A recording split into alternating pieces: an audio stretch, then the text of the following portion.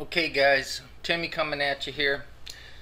And today what I'm going to try and do is I'm going to try to explain to you a little bit about chemistry. For those of you who have or have not had chemistry, I'm going to try and make this as simple as possible. And again, you need to understand this. The fact of the matter is, you're not going to believe this, but if you're going to be a nurse, you're going to be giving drugs, medications. And believe it or not, those are chemicals. So some basic understanding of chemistry is critical. So what I'm going to do is I'm going to give you some terms. Then I'm going to show you some diagrams of atoms. And I know this is kind of ethereal, it's kind of out there because you really can't see it, but the fact of the matter is that we are all made of these atoms. And when you combine atoms, you make molecules, and when you combine molecules, you make big molecules. And if you put enough of those atoms together to make big enough molecules, you can make a human being. So without further ado, let's do this. First of all, everything in the universe, everything is made up of these atoms. And atoms have three primary parts. You have protons, which are these subatomic particles that have a positive charge. And then you have neutrons, and they have no charge. And both neutrons and protons are found in the nucleus of the atom, the center of the atom. And then floating around the nucleus are electrons, and electrons have a negative charge. And in the universe, there's this law called the law of electron neutrality, that if you have, I'm making this up, if you have 5 positively charged protons in the nucleus of an atom, that means that you have to have an equal number of negatively charged electrons. So that means you have to have 5 negatively charged electrons floating around the nucleus of the atom in order for the overall charge of that atom to be neutral. There's no charge in it. And because neutrons have no charge, they don't affect the overall charge of the atom.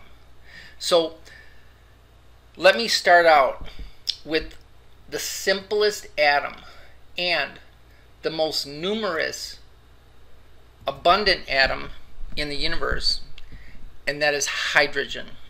And hydrogen, because it's the simplest, inside the nucleus of the atom, it contains a positively charged subatomic particle called a proton. So the protons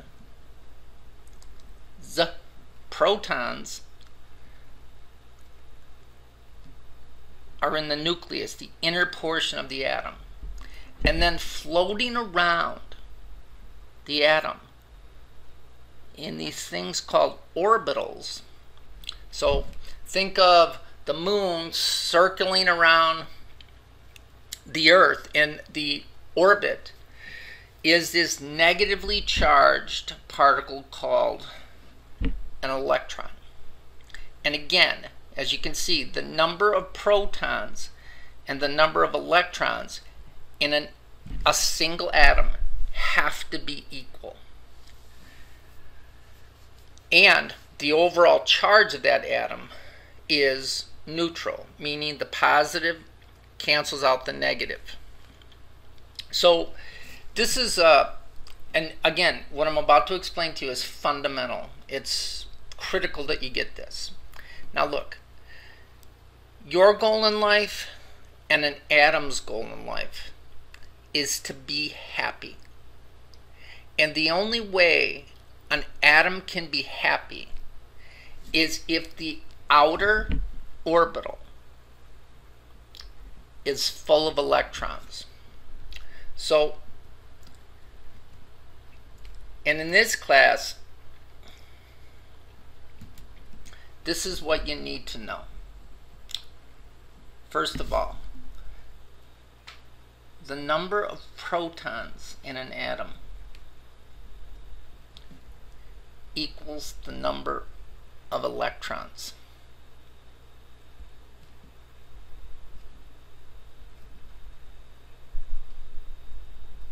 All right?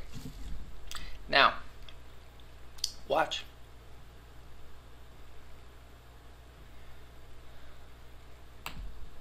The sun is really hot. You should write that down. You know, you can tell people what I learned in class. I learned that the sun was hot.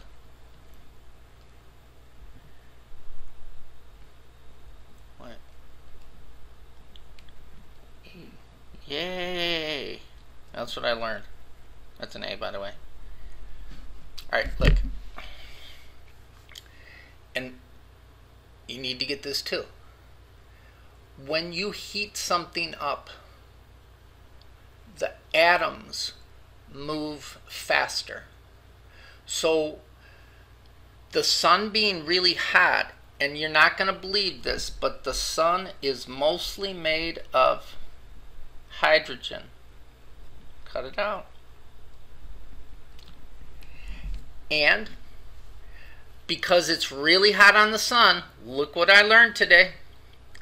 Those hydrogen atoms are going to be moving really, really, really fast.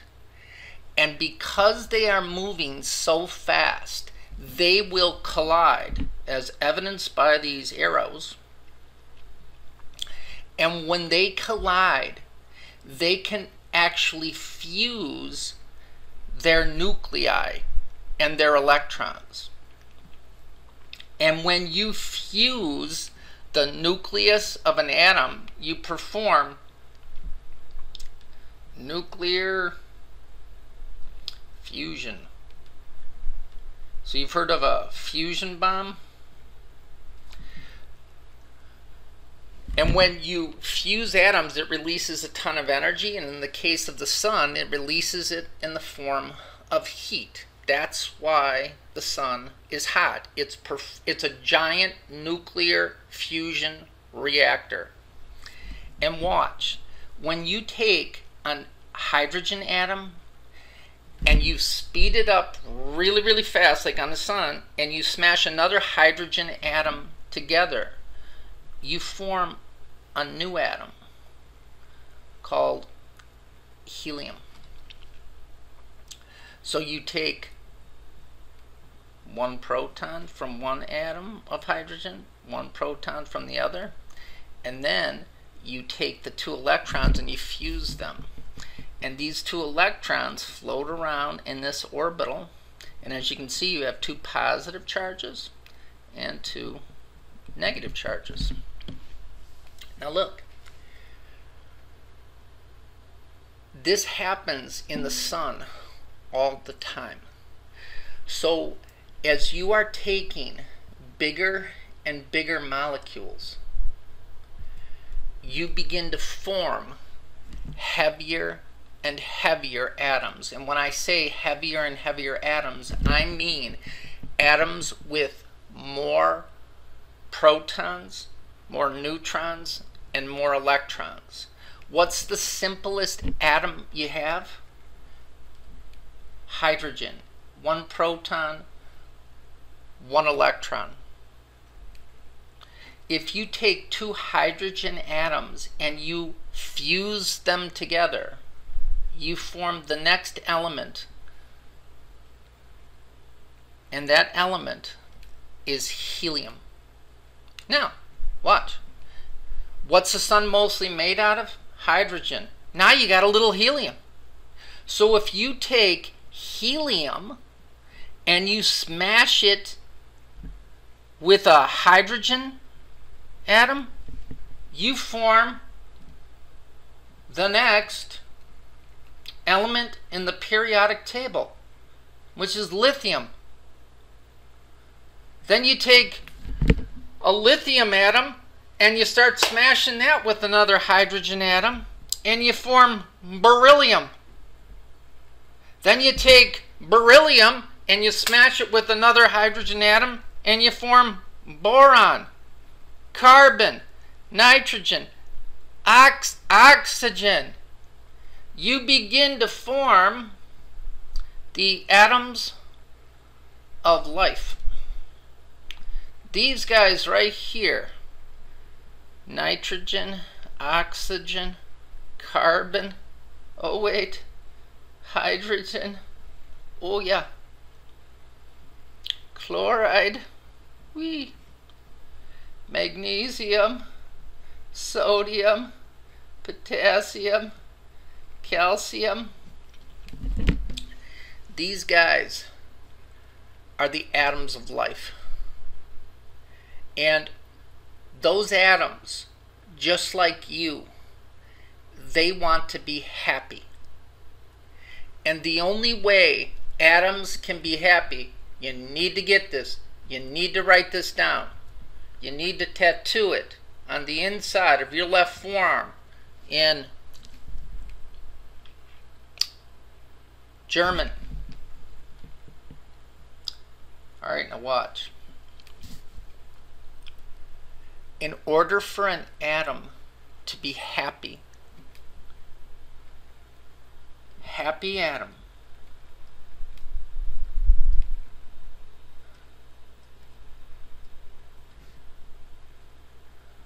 the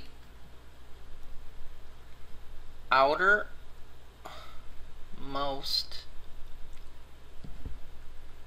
electron orbital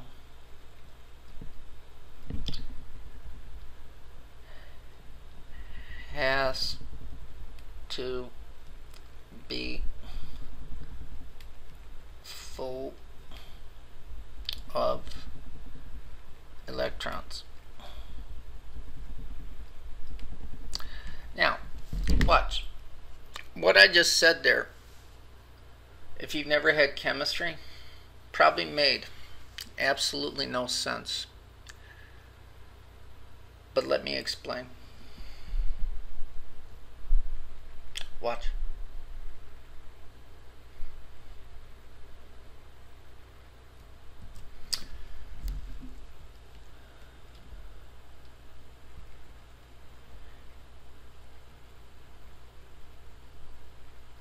Here's hydrogen.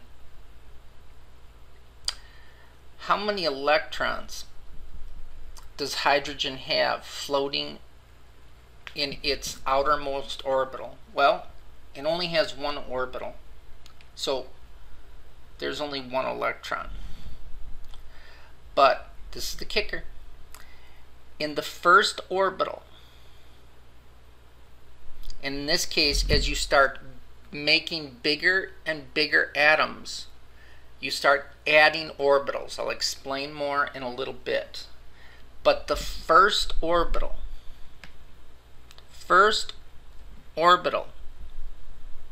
electron orbital, can hold its happiest when it has 2 electrons in its orbital, in this orbital, first orbital. 2 electrons. So is hydrogen happy? Well, no. It only has 1. How many does it want? It wants 2. Write that down. Now, let's look at our guy here. What happened on the sun? Well, it was hot. You wrote that down. And 2 hydrogen atoms slammed into one another and they fused their nuclei. And you formed helium. Is helium happy? Yeah, it's giggling over in the corner. It's giggling. The reason helium is happy is because helium has 2 electrons in its outer orbital. So helium was born happy, right? Helium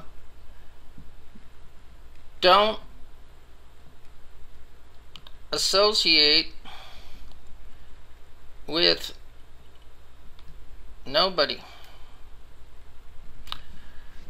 Why? Helium's happy. Is hydrogen happy? No. So what does hydrogen want to do? It wants to get happy. How does hydrogen get happy? Hydrogen gets happy by getting another electron in that orbital. How do you do that?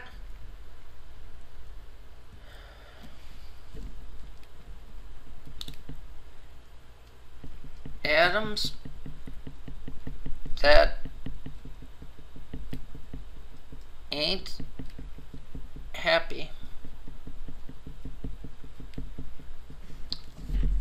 Okay, this is good English too.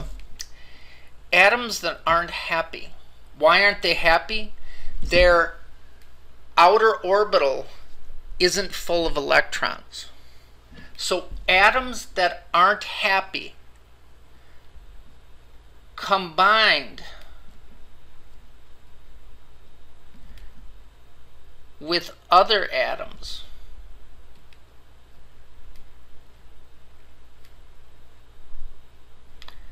that aren't happy. Why ain't these other atoms happy? Because their outer electron orbital isn't full of electrons. So they combined so that their outer orbital is full of electrons. And when atoms combined with other atoms so that their outer orbital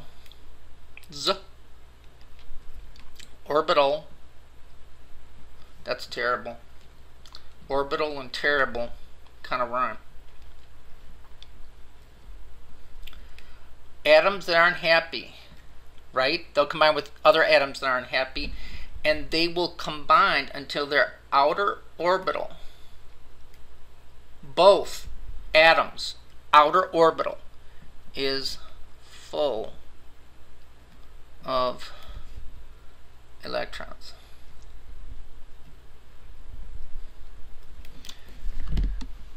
All right, again, that may not make a lot of sense. So let's look at this. Let's look at this for a minute. Watch. What atom is this?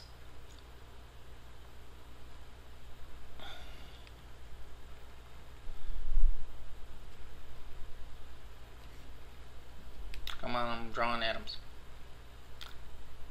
It's got a positive particle in the nucleus, and floating around the orbital is an electron. So this guy is hydrogen.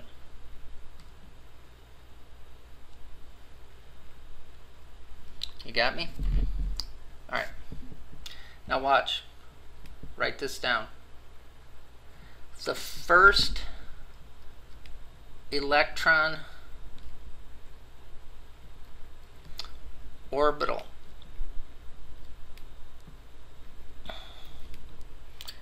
can hold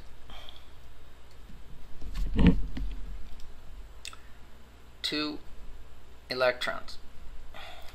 That's the maximum. You got me? So that's hydrogen. What's this?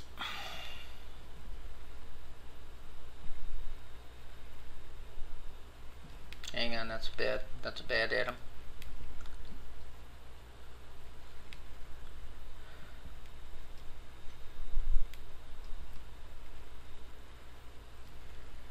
So you got 2 protons. If you got 2 protons, how many electrons does it have? Right? I'm believing you're saying 2 because they have to be equal. So how many electrons can the first orbital hold? It can hold 2 electrons. It's happiest when there's 2 electrons. So is this atom happy? Yeah. And that atom is helium. Helium.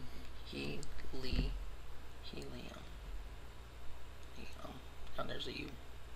You can spell helium. Alright? Now, watch. What if you take a helium atom? Okay? 2 protons. How many electrons? And that helium atom's in the sun. Boom. And you smash it together in the sun with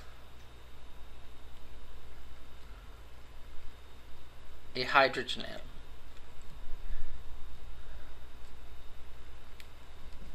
You're now going to form an atom with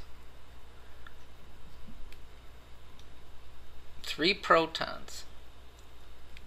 And how many electrons? I'm hoping you're saying 3. Now, how many electrons can go into the first orbital? First orbital can hold 2. But you still got an extra electron. So because the maximum amount of electrons that can be held in the first orbital is 2, if you have more than 2 electrons, you have to add another orbital. So this is how you start building bigger and bigger atoms. Now this is really important. And this is as far as I'm going to go. The second orbital of an atom, if it has a second orbital, that second orbital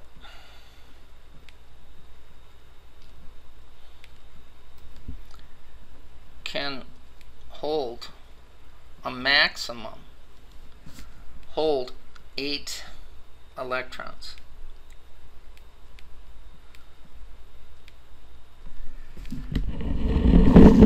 How many does lithium have? Well, lithium only has 1 electron. So it needs 7 more. Ain't that right? Remember that. We'll come back to that. Alright? So, again, what's your goal in life? Your goal in life is to be happy. My goal in life is to be happy. And an atom's goal in life is to be happy. And how is an atom happy? An atom is happy if its outermost electron orbital is full of electrons. Alright? So clearly, this guy, lithium, right, is not happy. So we got to make lithium happy. But that's later. Alright, now watch. I'm going to show you something. How do atoms get happy? Making their outer orbital full of electrons. So watch. Here's a guy right here. This guy right here is oxygen. Let's look. Let's look. Oxygen has 8 protons in its nucleus. It has 8 neutrons in its nucleus. At this point, I don't even care about the neutrons. What I want you to understand is if an atom's nucleus has 8 protons and they are positively charged, they're positively charged, how many electrons does it have? Well, oxygen should have 8 electrons floating in the orbital around the nucleus with 8 protons. Alright, so let's do this. How many electrons can be held in the first orbital? Well, we learned that you can put 2, right? So you put 2 electrons, and you always fill the inner orbital first, and then if you have to, add more outer orbitals. So you fill the first orbital with 2 electrons. How many electrons total does oxygen have? 8. So that leaves 6 left over. How many electrons can be held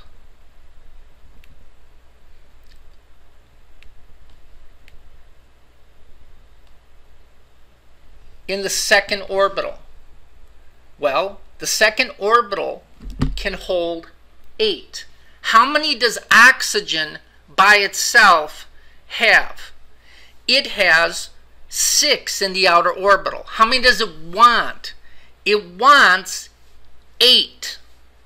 So what's going to happen is oxygen's not happy, hydrogen ain't happy. So how many does hydrogen have floating in its orbital? How many does it want?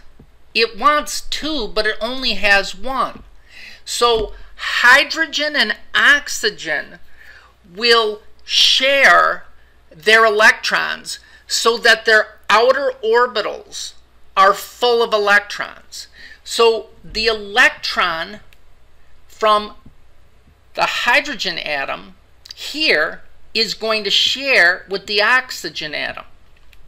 So let's count up now how many are being shared. So watch. If this electron, if this electron is being shared with the oxygen atom, then you have 1, 2, 3, 4, 5, 6, 7 in the outer orbital for oxygen. How many does hydrogen have? Well, it's got this one, and then this electron here will share over here. So it will circulate around this orbital. So now, because you're sharing electrons, this hydrogen is happy. This oxygen has 1, 2, 3, 4, 5, 6, 7. So it ain't happy yet. But if another hydrogen comes in and shares its electron with that oxygen atom, then let's count them up. 1, 2, 3, 4, 5, 6, 7, 8. So now oxygen has 8 electrons in its orbital, and at any given time, one of these electrons that's floating around oxygen can be shared with this hydrogen. So this hydrogen's happy, this hydrogen's happy, and this oxygen is happy. And what you have done, ladies and gentlemen, is you have formed a chemical bond. Now, better write this down. I'm going to write it down. I'm going to write it down in a brand new slide. When atoms share electrons, so that both of the atoms' outer orbitals are full of electrons.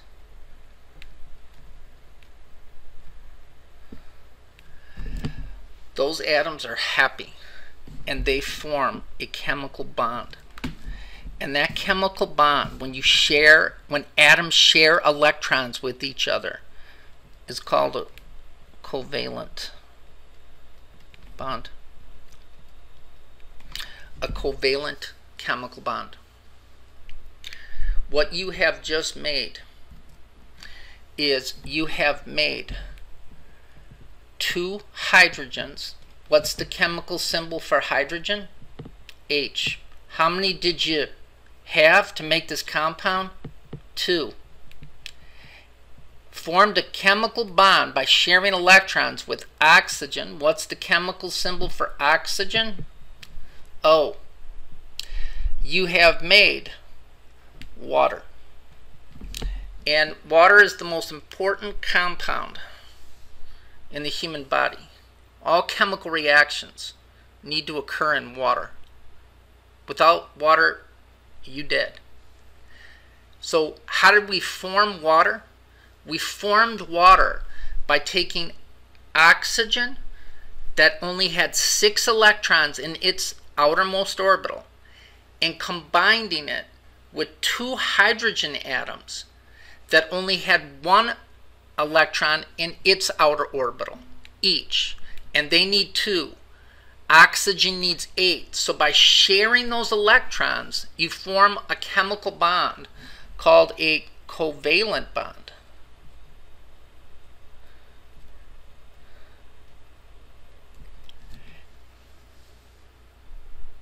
And you form water. Now, I'm trying to explain to you chemistry in 30 minutes. But this is what I want you to understand.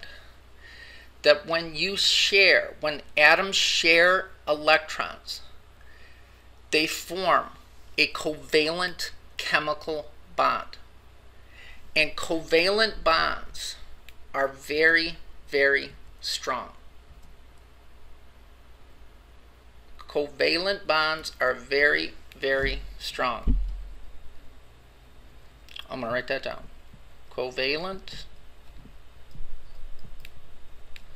chemical bonds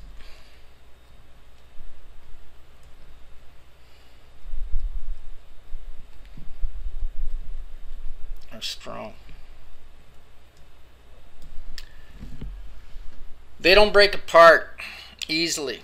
Right? So imagine if you're out in the desert with somebody and you only have 1 canteen of water and you have to share that water in order to survive. Right?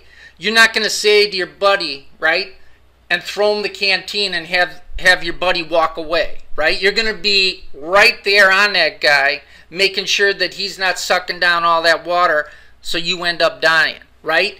So covalent bonds, because you're sharing, are a lot stronger. And watch it.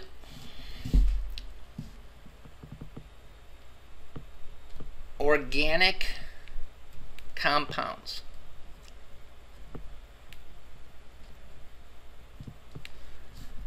Let me simplify. The stuff you made out of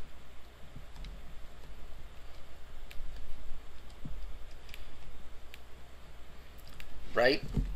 You're a big conglomeration of organic compounds, mostly.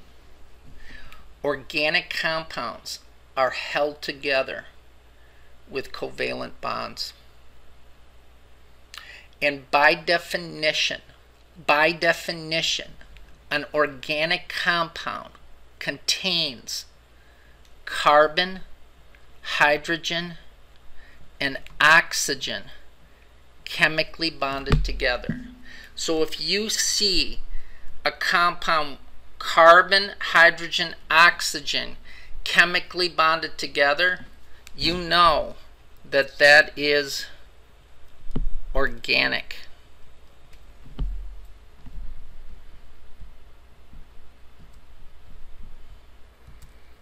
All right, so let us review. When atoms share electrons, they form covalent bonds, chemical bonds, right? You can build things. You can take hydrogen and oxygen and form water. Yeah? And covalent bonds are strong. right? When you share electrons, they're strong bonds. Tough to break down. And organic compounds, stuff in your body that's made of carbon, hydrogen, and oxygen chemically bonded together, by definition, they're organic compounds. And the 4 organic compounds that you have to learn about. Now look, guys, this ain't a biochemistry class, this is an A&P class. Fact of the matter is, you got to understand this as a basic level. I'm not asking you to learn the structure of cytosine. All I want to point out to you is that we are made of organic compounds. By definition, organic compounds are carbon, hydrogen, and oxygen chemically bonded together.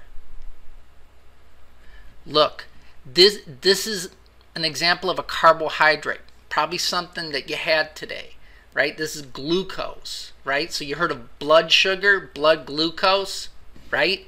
This is glucose. And because it's carbon, hydrogen, and oxygen chemically bonded together, it's an organic compound.